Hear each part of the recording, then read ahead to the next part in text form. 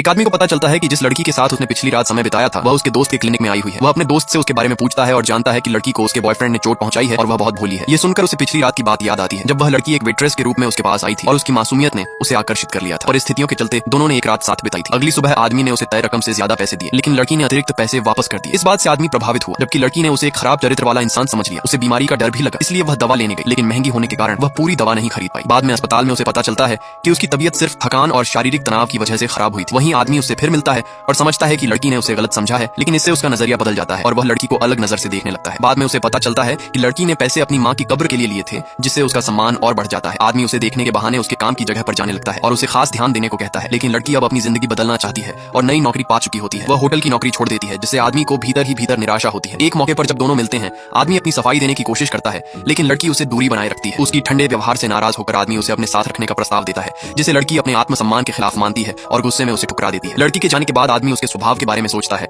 और महसूस करता है कि वह बाकी लोगों से अलग है। अगले दिन लड़की अपनी नई नौकरी पर जाती है और सोचती है कि वह अपनी जिंदगी का नया अध्याय शुरू करेगी, लेकिन वहीं उसे फिर से उसी आदमी का सामना करना पड़ता है, जिससे वह असहज और शर्मिंदा महसूस करती है और इसी बीच औपचारिक बातचीत का दौर शुरू हो जाता है।